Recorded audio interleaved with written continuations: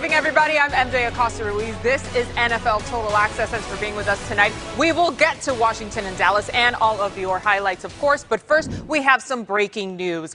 Lamar Jackson, quarterback for the Ravens, has tested positive for COVID-19. This just coming into our NFL Total Access newsroom.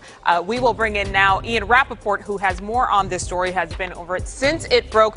Ian, what more can you tell us about Lamar Jackson testing positive for COVID-19? Well, MJ, several Ravens players over the past couple days have tested positive for COVID-19. The tally as of this morning was 8.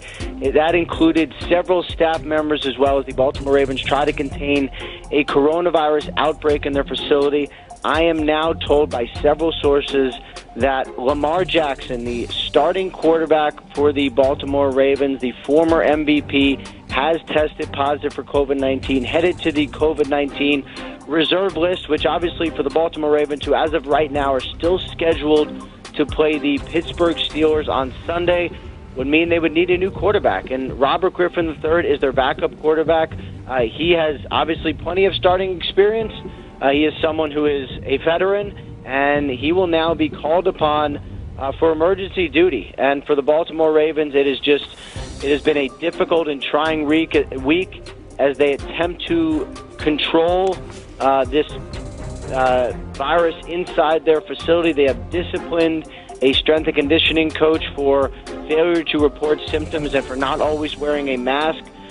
This has been what their week has been about, and now it gets punctuated by their star quarterback, Lamar Jackson, testing positive for COVID-19. In a very complicated, a very trying week for sure. As you mentioned, I want to bring in David Carr and Michael Robinson. I mean, we've been talking about this matchup. It was moved from today to Sunday. David, now them losing their starting QB because he tested positive for COVID-19.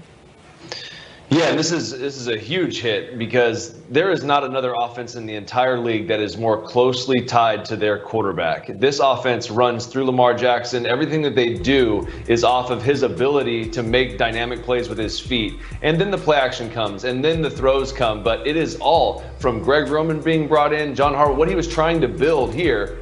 It was all tied to number 8 right there that you see on that screen. So for him not to be there, yes, you have veteran guys in the back. You get Robert Griffin can come in and he can do his thing, but there's no one that's as dynamic. So this offense is going to look vastly different with Robert Griffin jogging out there. And then it raises the question, how many more of those positives are going to be guys that are crucial to this football team having success on the field? So it's not just Lamar Jackson. There's other components that are there. They've had the injuries on the offensive line. They're already going through a whole bunch of struggles. Now they're hit with this. It's something that everyone's having to deal with. The entire league's dealing with it. The entire Raiders defense was on the list last week, so those guys didn't get to practice. This affects guys during the course of their week, and they're used to being in a rhythm, in expecting, knowing what to expect day in and day out.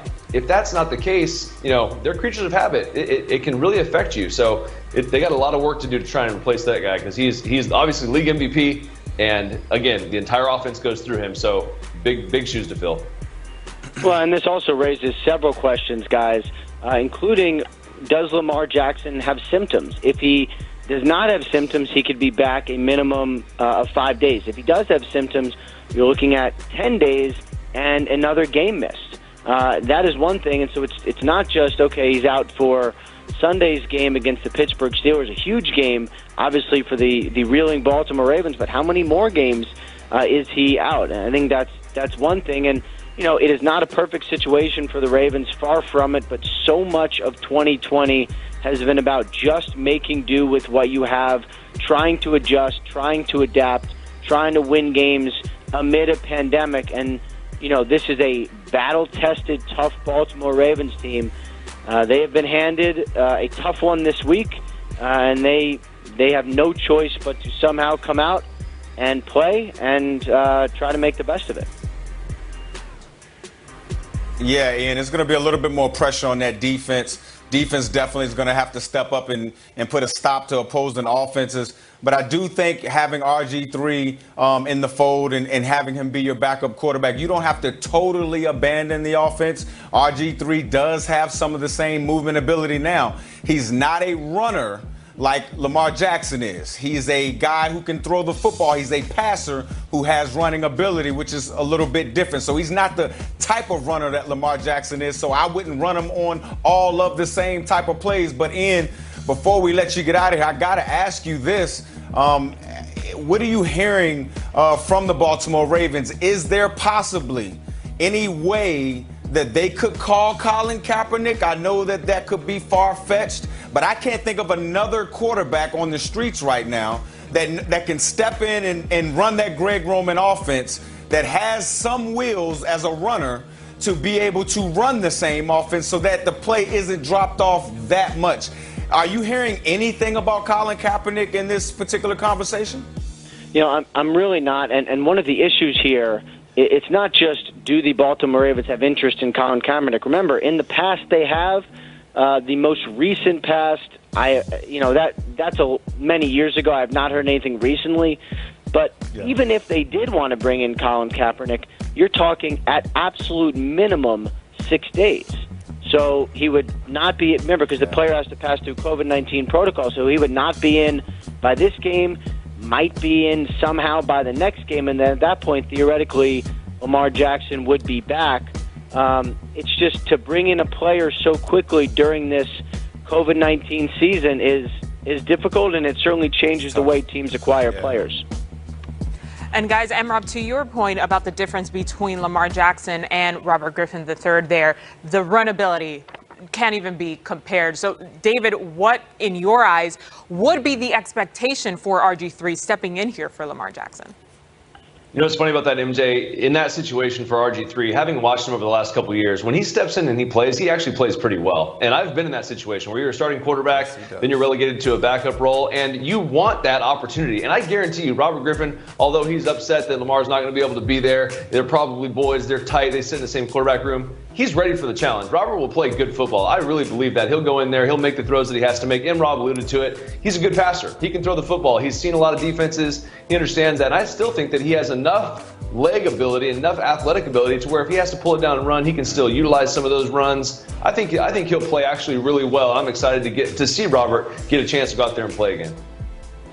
Well, and they to be honest, David. No,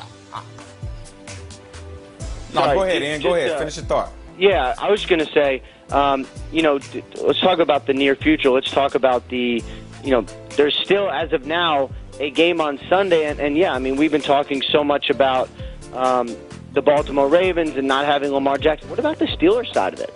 I mean, they're undefeated, and I know the players are frustrated, taking to social media, very upset that the game was postponed. Well, now they face the prospects of not having one of the best players in football on the field. I mean, for the Steelers, who all of a sudden, being undefeated is legitimately possible, and this game just got a lot easier for them. I mean, I hate to think about it that way, but there is a football aspect of it, and that's it. And so for the Steelers, I mean, they went from being frustrated that the game was pushed to Sunday to now facing a backup quarterback and several other backups along the way. Not a terrible situation just from a strictly football perspective for the Steelers. Yeah, and then on top of that, who knows what this offense is going to look like with RG3. And I think that's a little bit of a disadvantage to the Pittsburgh Steelers preparing for this game, because what if the Baltimore Ravens come out and they decide that they want to throw the football? Because I truly believe that RG3 has a little bit more diversity in his throwing game, meaning he can throw a little bit more passes or a little bit more route combinations than I think Lamar Jackson can at this point in his career. But again, Ian, before we let you go, so let's be clear. The plan is for RG3 to start on Sunday? That's the only possible plan for the Baltimore Ravens. I mean, yes, that is the plan. He's the backup quarterback. But think about this. So you have Lamar Jackson headed to the COVID-19 reserve list. You have Robert Griffin III, who is their backup. And then they have a third-string quarterback, Trace McSorley, but he's also on the COVID-19 reserve list. He was placed there last week. So the only healthy quarterbacks that the Ravens have on the roster are RG3, who we know, and then Tyler Huntley. So, yeah, it is going to be RG3. As of now, again, the game is still on, and if it happens on Sunday as scheduled, it is certainly a difficult situation for Baltimore. I'll get to what Ian mentioned right there about the Steelers side of it, right? Because as you're talking about this, M-Rob, them preparing for Lamar Jackson, what he can do with his legs. And not to say that they would sort of light up a little bit, because we know Mike Tomlin doesn't play these games. But something to think about here, we have seen teams go up against other teams and not know what to expect, and then boom, suddenly get dealt a W. So the dynamics here could shift quite significantly for both the Steelers and the Ravens now that Lamar Jackson has tested positive for COVID-19 and will not be on the field on Sunday. All right, we will get back to you guys in just a minute, but first I want to get back to everybody at home and the highlights from the game we just watched, Washington at Dallas. Of course, Cowboys strength and conditioning coordinator Marcus Paul, and for very touching and moving tribute to him. He was 54 years old. Let's get to game action in the first quarter. Washington trailing 3-0. Antonio Gibson takes the handoff there and rushes it in for the 5-yard touchdown. Washington takes the lead there 7-3. Listen, the Cowboys were riddled with injuries. The two most impactful there. Starting left tackle Cameron Irving was rolled up on early on in the game. 4 plays later, they also lost right tackle Zach Martin. Listen, everybody immediately saw what the impact of losing these two starting tackles had on this team. Jerry Jones very upset looking on from the suite. We go to the second quarter now. Andy Dalton looking to avenge their Week 7 loss where he left the game with a concussion, looking deep, and he finds who? It's Amari Cooper. 54 yards for the touchdown. That gave the Cowboys a 10-7 lead. I mean, incredible play showing off what he can do with his arm. Whew. Unbelievable. Later on in the second, game is tied at 10. Mike McCarthy is going to go for Andy Dalton. Throws outside to CeeDee Lamb, but it falls, and it is incomplete. Ronald Darby looks to get there low early, gets away with the potential PI there.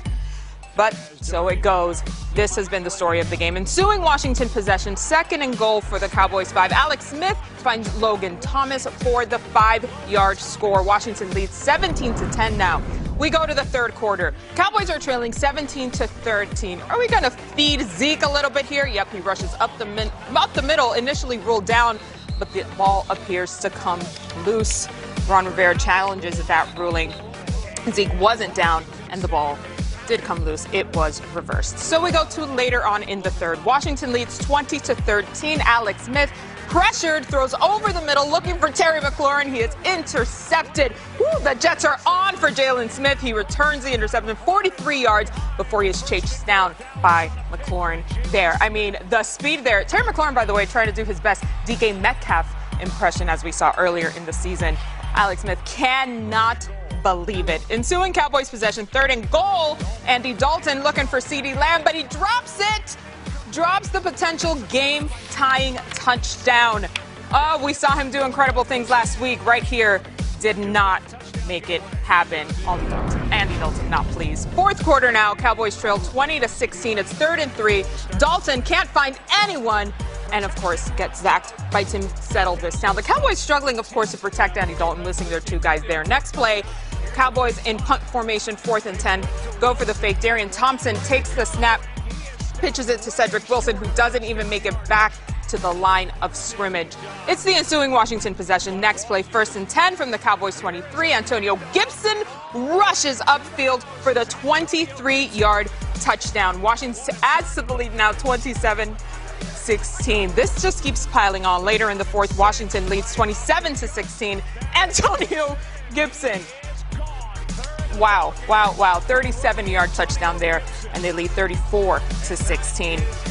Listen, this does not end well for Dallas, as you guys saw. Andy Dalton looking here, quickly gets pressured, tries to find Ezekiel and Elliott. What happens? Gets intercepted by Montez Sweat. It just piled on and on after that. Washington goes on to win this one, and now are in much better position. 41-16 the final. Let's go to Christina Pink, who caught up with Alex Smith after the game.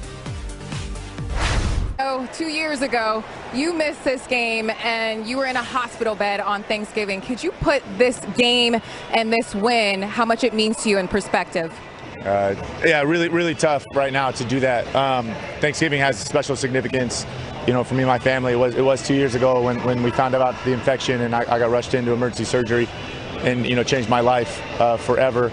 And never in my wildest dreams did I ever think I'd be here 2 years later, full circle, and I'm so appreciative of so much and so thankful to be here, the opportunity to still be doing this and enjoying every minute of it. Well, we are so happy to see your comeback. Fox Sports is making a $10,000 donation to the Capital Area Food Bank on your behalf. That is Washington's charity of choice. Happy Thanksgiving, and thank you so much, Alex. Thank you so much. I appreciate it. Thank you.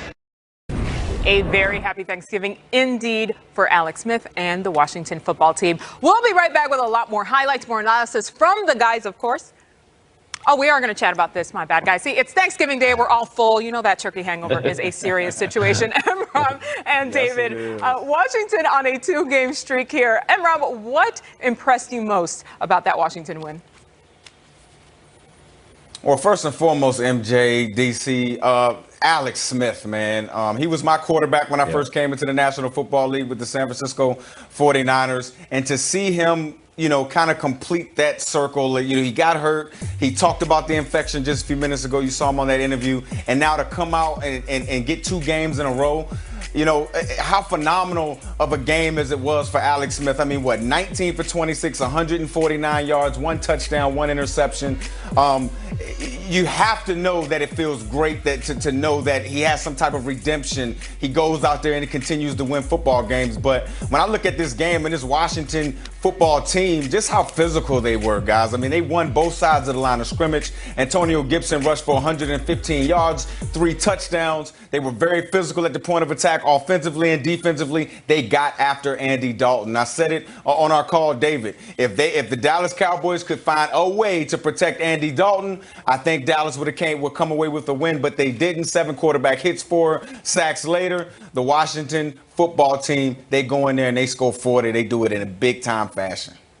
Yeah, exactly what we talked about when we were chatting at halftime is what happened in the second half. They weren't able to protect Andy Dalton. Andy Dalton has the ability. He has some guys on the outside. Amari was taking advantage of some of those looks on the secondary, but they just got after him. Pressure just built up. And then what I love about the Washington football team is defensively, they're tough and physical. They come after you. They just keep coming, and then they can run the football. And then you have a veteran quarterback, like you mentioned, Alex Smith. I was a teammate of Alex's also when we were out in San Francisco, and a fantastic human being, awesome guy. So happy for him to be back, but he's the perfect fit for this offense. Now, he can't do some of the things athletically that he was able to do, but they play tough, they play physical on the defensive side of the ball, and when you do that and you have a good run game, all you have to do is find completions. Now, you're not going to be dynamic, you're not going to wow teams, but if you can find a way to win this division, you can make people really nervous in the playoffs, having a tough front like they have, and then able to run the football, and then you got a veteran quarterback who's been there before. Alex has been there. He's been in the playoffs. He's been on good football teams. He understands what it takes, so I really like the makeup for these guys in the NFC East.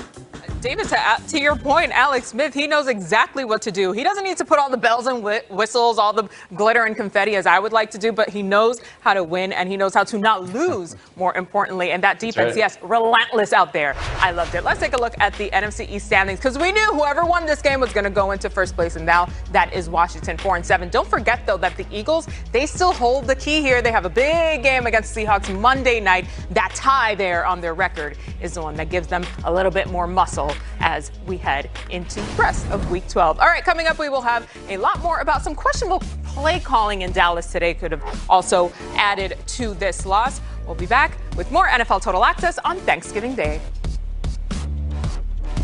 My name is DeAndre Hopkins with the Arizona Cardinals. I'm wishing you and yours a happy Thanksgiving. All right, let's give you another recap here of Washington at Dallas. Alex Smith, first win as a starter in 742 days, was versus the Bengals last week. So we go to the third quarter, Cowboys trailing 20-13. Andy Dalton to CeeDee Lamb for the potential game tire there, but nope, he drops it.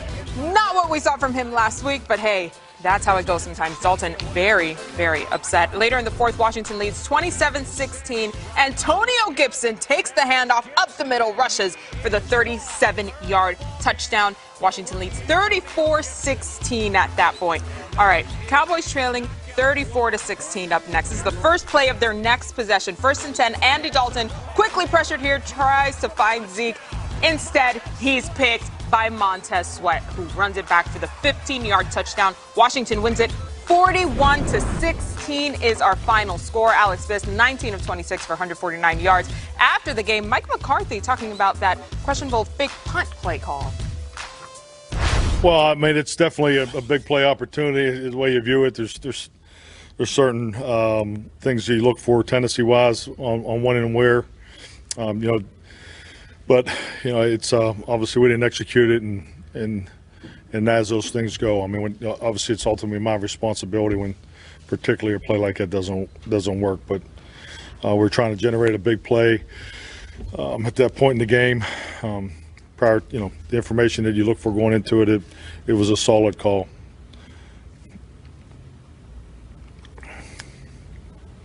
Mike, what has the last couple 24 to 48 hours been like for this team?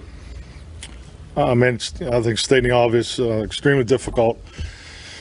I mean, obviously with the passing of Marcus Paul, I mean, it was, a lot of heavy hearts, but I can't say enough about our football team, about our players, the way they came out, started the game, and, we had a number of adverse things to deal with throughout the game. We just, we didn't get it going to where we wanted to get it going in the second half. But you find out a lot about people in these times, and I can't tell you how proud I am as this football team.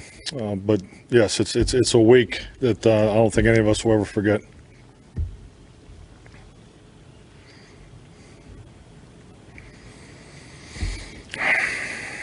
Mike, can you also talk that there was that point in the late in the first half where you had the 4th and 1, a little bit less than 4th and 1, and the call there to throw the ball downfield, and what happened? Oh, it was a clean matchup. Obviously, had one-on-one on the perimeter, and obviously the result wasn't what we were looking for. I think everybody's seen what happened on the play, but it's those are plays that you look to create opportunities, and it was a good play call, and we had one-on-one on the outside, and we just didn't convert. All right, Michael Robinson and David Carr back with me. I mean, we're listening pretty intently to Mike McCarthy here, guys. Obviously, losing those 2 starting tackles out the gate, really, in the first quarter there. Very, very tough for Dallas to recover. But there were a lot of other things that went wrong. David, what did you really glean from what we saw from Dallas in this game? Well, there's certain situations that stand out in every game, and the reasons why you lose football games. And you have a 4th and inches, you end up trying to throw the football. That obviously it could have been a quarterback sneak. Could have found a way to get that. You throw a 10-yard pass to CeeDee Lamb, a young wide receiver who, man, God bless him, loved to throw that pass, but maybe not in that situation. The fake punt, if it works, obviously, yeah, everybody loves the fake punt, but I mean, right here, you needed less than a foot. So, I mean, that's a tough one to swallow for me. CeeDee ended up dropping the ball later to tie the game, and then you go fake punt, and maybe it works. You go for the Philly, which you're actually a Cowboy, so how does that work? You can't run the Philly if you're a Cowboy. We've seen teams try that. There's a lot of questionable things that happened here, and I will say this, though. I know Marcus Paul. I knew Marcus Paul when I was with the Giants. He was an assistant strength coach there. Marcus Paul is one of the best human beings I've ever been around in a football locker room. So I can't imagine how difficult that is for the Cowboys to be able to physically and emotionally go out there and try to play that game. That's extremely difficult. But you kind of you go over the top of that when you start doing things that just make it even more difficult for your football team. And that's where you almost say, Coach, you got to help me out. And this situation, I don't know if the coaching staff helped those guys out. Yeah, David. I mean, a lot of things that this team is going through. Obviously, the death of their strength and conditioning coach. Long week. They lost their franchise quarterback early in the season. They're not winning, and everybody expected Dallas to win this year. So, of course, this team is dealing with a lot. But when I look at the team and take an honest assessment of it, none of the players truly take ownership of their jobs and of the football team. See, all of the great teams, whether you're winning a championship or whether you're going deep in the playoffs, they take ownership of the team.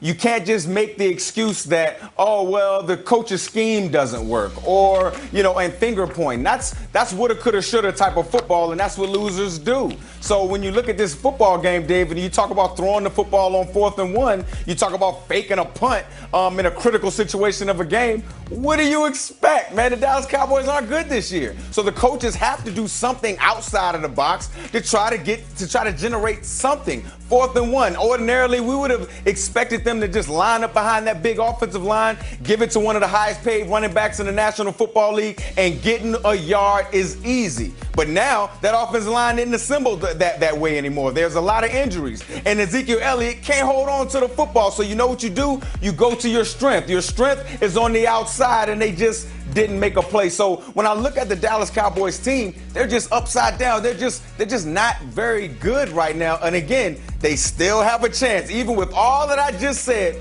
they still have a chance to win the NFC East. It's insane, you guys. You can say all of these things, and yet, and still, there is a potential possibility here where they could really pull it out. I love the part of the accountability, Emrod, because truly, as we've said before in the show, the NFL does not care. Of course, not to say we don't feel for folks in definitely in a 2020 season like this one, but once you get out on the field, it does not matter. All right, Emrod, David, thanks. Let's get you to our first game of Thanksgiving Day, Texans at Lions. Detroit trying to bounce back from last week's shutout loss. First quarter, Lions ball, 7-0 lead. First and 10, Matthew Stafford chucks it. Nope. Intercepted by J.J. Watt. 19 yards for the touchdown for J.J. A couple of folks were talking smack on him. He says, happy Thanksgiving instead. Fourth quarter, Texans ball leading 34-17. Time for some trickery. Deshaun Watson hands it to Duke, sends it right back to him, and he launches it to a wide open Will Fuller. 34 yards for the touchdown. Texans win 41-25. Everyone celebrating, except for me. I left Fuller on the bench this week. Here's Watson. When I called the play, Duke looked at me and was like, hey, if we got pressure, I'm going to keep it. I'm not going to pitch it back. So that's why he kind of carried the ball a little bit longer than what he's supposed to. And when he kept it, I just called him. I was like, hey, Duke. I was yelling his name. And he just turned around and threw it back to me. And I grabbed it, and I seen Will naked. So I got it to Will, and that's how it really happened. So he was really keeping it because that was the plan. If pressure, keep it. But I called his name, and he trusted me and pitched it back, and I just grabbed it and launched it. I don't know the name of the play. He just told me that he was wanted to run a flea flicker, and I said, okay, let's go with it. And so he made the call, and then we executed the play. Don't you just love Romeo Crennel? All right, the news of the day, though, Lamar Jackson out of Sunday's game against the Steelers on the COVID-19 list. After the break, what now, who now for the Baltimore Ravens? The top of the show, breaking news from NFL insider Ian Rappaport. Ravens starting quarterback and reigning league MVP Lamar Jackson tested positive for COVID-19. Jackson will not play Sunday against the Steelers. Ian says RG3 will start. The Ravens have been dealing with several players testing positive this week. Find more on this story on NFL.com. Larry Fitzgerald tested positive for COVID-19 as well. He will miss Sunday's game versus New England. Fitzgerald hasn't missed a game since the 2014 season when a sprained MCL ended his consecutive games played streak at 110. And Bears head coach Matt Nagy is not ready to name a starting quarterback for Sunday just yet. Nagy says they're still evaluating Nick Foles, who was injured in Week 10. Mitch Trubisky took full reps during practice today. Okay, so let's bring in Emrod and David after what we saw today and all of this going on with Lamar Jackson. What does this mean for the Ravens offense, David? Well, no offense is as tied to one player, like we said earlier, than the Baltimore Ravens. Their entire offensive scheme is built around Lamar Jackson. Let's just be honest. So that's number one. You already have limitations on the offensive line. You had some guys retire, some injuries up front. Their run game's not what it was last year. And a lot more is asked of Lamar throwing the football and making plays and being dynamic with his legs. And there's only so much a guy can do. And now you don't have that guy. So now where do you turn? You turn to a veteran guy in Robert Griffin. And hopefully he can come in and do some veteran type things, make some throws. But there's no way you're going to replace this type of offensive production. Number 8's a special player. He's one of one right now in the league, and it's a big blow for the Baltimore Ravens. And this is not the week that you want to go try and see if your veteran quarterback can come in and save this thing, because this is the Pittsburgh Steelers. This is a team that's undefeated, that's already upset that they've had to deal with this. They're ready to play football, and it's going to be a tough ask for Robert Griffin to come in and fill the shoes of Lamar Jackson. Absolutely, David. There's not a offense built more exclusively for their offense than the Baltimore Ravens and Lamar Jackson. And I know Lamar is a little upset, right? Because I know he wanted to kind of avenge that Week 8 loss against the Steelers from earlier in the season where they sacked him 4 times. He had 4 giveaways, and his completion percentage was under 50. So I know he was excited about going out there and showing the Pittsburgh Steelers a little bit of what he has. But at the end of the day, I do think the Baltimore Ravens, they're going to be okay with RG3, Robert Griffin III, just simply because, yes, he still has some movement ability. No, he's not the runner that Lamar Jackson is. Lamar Jackson is a runner with passing ability. RG3, he's a passer with a little running ability, so it is a little bit different. I don't expect a lot of designed quarterback runs running RG3 in between the tackles, maybe still read option, keeping him on the outside so he can have an out and get out of bounds and slide and all of those things. But throwing the football, this is what I do think that Lamar was a little bit behind in this year. Defenses that started to catch up with him a little bit, keeping him in the pocket and forcing him to throw the football out of the well. Dave, you know exactly what I'm talking about. RG3, he's a little bit better in throwing the football out of the pocket. And to me, he has a little bit more Rolodex of throws than a Lamar Jackson has at this point in his career. I know we're talking about how focused they are in centering this offense around Lamar Jackson, but I have to imagine that in a season like this, like 2020 has dealt us with so many audibles literally being called every week for teams, that the Ravens have to have a plan where they know that RG3 can come in and step in. Of course, it's not the scenario they want, but you got to believe that teams like this, especially of the caliber of the Ravens, have to be prepared for this type of scenario. Okay, Rob and David, we'll come back with a lot more on this. Accepting responsibility for something that happened is often referred to as facing the music. After the break, I bet Andy Dalton wishes he was facing music and not questions. We'll listen in on Andy facing the press after the break on NFL Total Access. Dallas. Okay, I remember last week when Alex Smith won against the Bengals. That was his first win as a starter in 742 days. Third quarter, Cowboys trailed 20-13. Third and goal, Andy Dalton looking for CeeDee Lamb there. Nope, he drops it. He could not come down with it. Oh, very unfortunate there. Andy Dalton not pleased in that play.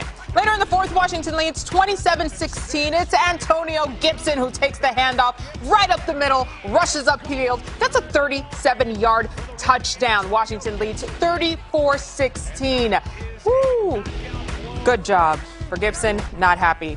Mark McCarthy. Cowboys trailing 34-16. First play of their next possession, Andy Dalton was pressured, trying to find Ezekiel Elliott, but instead, you saw what happened there. Picked by Montez Sweat. Washington with a 40-burger, 41-16 the final score. They improved to 4-7 and are in first place in the NFC East. Here's Andy Dalton after the game. Yeah, I think we were in this game. The score, I mean, it got out of hand at the end. But, I felt like we were in a good place. I felt like we played with that first half. I thought we played well. We played hard, and we had everything in front of us. And then, we weren't able to get it done in the second half, and that's frustrating because we were in this game and felt good about it. So, yeah, I mean, I definitely felt like we were in a good place, but we can't let the game end the way it did. All right, guys, as we talked about a little earlier, the Cowboys really not taking advantage of that edge that they did have on the outside there, plus injuries. But David, really, that Washington defense was all over the Cowboys today.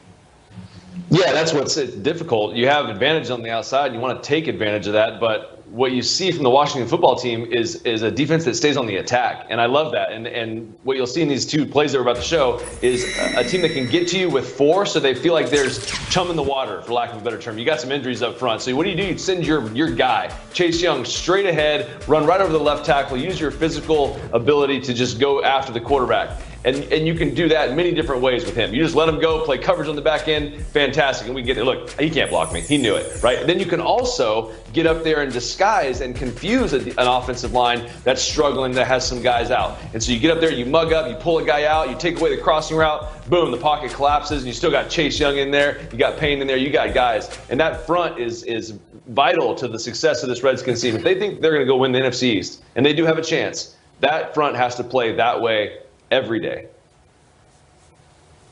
David, they controlled the line of scrimmage. I mean, they totally, especially that defensive front, they took the offensive line of scrimmage and put it 5 yards back into the backfield of Andy Dalton. I mean, hell, they held Ezekiel Elliott to 32 rushing yards, one of the top running backs in the National Football League. They totally shut him all the way down. And then offensively, they ran the football well as well, right? You talk about Antonio Gibson, over 115 rushing yards with 3 rushing touchdowns. They played a physical brand of football. Now, you know, the NFC East, they're not playing great football right now, but whoever plays the more physical football, and then you have a quarterback like Alex Smith, Alex is not going to turn the football over. You could get mad at, he's not going to take the chances down the football field that maybe other quarterbacks will, but he's not going to get you beat, David. He's not going to turn the football over and make bonehead mistakes. You run the football like that, you control the line of scrimmage defensively. I'm telling you, they can win the NFC East. I'm talking about the Washington football team. Guys, if you stay poised, you gain points. But there was also a lot of Jedi mind tricks going on out there. And one of the trick plays Washington used tonight had some unusual inspiration for Coach Ron Rivera. Oh, man. Where's the genesis for that play? Where did you guys, did the roots go back to the Fumble-Rooski, or where did that start? It actually goes back to a movie called Little Giants. Okay. And it's called, I hope I don't get in trouble, but it's called The Annexation of Puerto Rico. We nicknamed it the Bummerooski so that because most of these guys don't understand it, so we had to explain to them who Bum Phillips is, and we did it in tribute to him as term of the Bummer. Ron, there is a rumor out there that you've watched The Little Giants over 100 times in your life, so I guess you like the movie The Little Giants? I did. You know, when you have kids at that age, Courtney, my daughter, loved the movie, so we watched it a lot. I'm going straight home to watch Little Giants after this. The best part is watching you guys react to his inspiration there, David. I love that and then they ran it against the Cowboys. That's the best part because it pairs perfectly with the movie. Yeah, exactly, right? So, I mean, why not? Oh, my gosh, I love that. That's so good by Ron Rivera. Love it. Yeah, it was awesome. But you know what, guys? I don't hate to be a bearer of bad news. When teams got a result to plays like the annexation of Puerto Rico, when they got a result to that, they're not playing great football. I've just got to be honest with you guys. I mean, I just got to be honest. So, great play, but not great football. But listen. A lot of trick plays today. The best part is that Ron had to preface that by saying, I hope I don't get in trouble for this. No, man, you won the game. You're not going to get in trouble. You're fine. All right, guys, thanks for that. The games of Thanksgiving done and dusted. But the game of the week, well, that's still to come. We've got your viewer's guide to defending champ Pat Mahomes facing off against 6-time champ Tom Brady. The game is Sunday. The prep course is again against the Raiders. Why not? Mahomes to Kelsey. Snap to Brady. Close toward the end zone. Ball, Mike Evans. Cut back left run. It goes to Edwards-Helaire. CEH with TD1. Go out to the end zone. Gronkowski with a touchdown. And that New England combination now in Buccaneer pewter and red. Near side, Tyreek Hill catches the ball at the 5. Touchdown, Kansas City. Patrick Mahomes is carrying him off the field.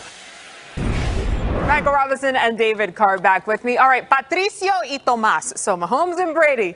That is our total access game of the week, you guys. So many matchups in this one there's endless combinations, I find. But what matchup are you looking forward to the most, David? Well, when I watch the Chiefs play, it's a lot to handle. You really have to focus on the shifts and the motions because Andy Reid brings a lot to the table with those guys. So if you're going to do that and you have a young defense like the Bucs do, they have some veteran guys up front. When you talk about the linebacking core, Devin White, and the secondary, some young guys there. As soon as that fly motion happens, we talked about this earlier, and Rob, about 4 or 5 guys got to communicate. They got to talk. They got to figure out what's going on. And while that's happening, you got guys going vertical up the field, and you got the best quarterback in the league as far as throwing the ball down the field. And Pat Mahomes eyeing your defense down. So yes, they're a talented defense. Yes, they're fast. But man, these shifts and motions, they'll get you. Yeah, David, the shift in motions, what it does to a defense, it forces the defense to pause just for a second. You know what I mean? And it definitely slows the thought processes up. But for me, the matchup I'm looking across that Kansas City defensive front. Defensive tackle Chris Jones leads the team in sacks with 5.5 sacks, 18 quarterback hits.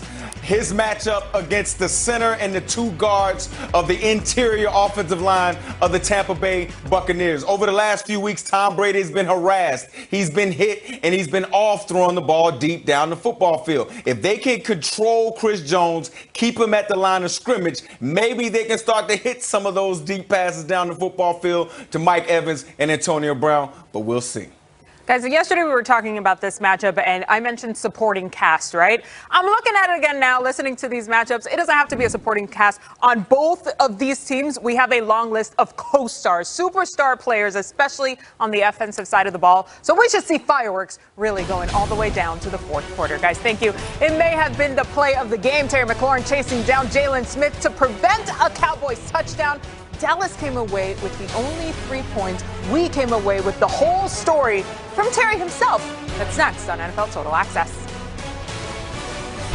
All right, Jalen Smith picked off Alex Smith in the third quarter, and it looked like he was headed for the end zone. But then what happened? Wait a minute, Terry McLaurin raced him down. It was one of the turning points of the game for Washington. Listen to Terry himself. That play, I actually thought I was going to be free on the route, actually, and then I saw the ball intercepted, and I was in range, and I was like, man, I can run him down. And then, I just saw me and him, and then Van Der Esch got in my way, but he didn't get enough of me. I'm like, I can still run him down. And I know Jalen Smith personally. He's a fast guy. So, I just wanted to keep playing till the whistle blew, and our defense made a great stop off of that play and help propel us going forward. And McLaurin, of course, taken to Twitter right after the game saying, never quit, great team win. He also then he texted DK Metcalf after DK had his crazy pick six saving tackle, and that it was ironic that he had a similar play. But in the end, he's Terry McLaurin. He's going to do whatever it takes every single play to win the game. All right, guys, that will put a button for us on Thanksgiving Day. So let's look ahead to Sunday. Plenty to watch there. What's your matchup to watch, M-Rob? I'm looking at the Arizona Cardinals going to New England Patriots. I want to see if Stephon Gilmore will shadow DeAndre Hopkins. Should be a great matchup, David.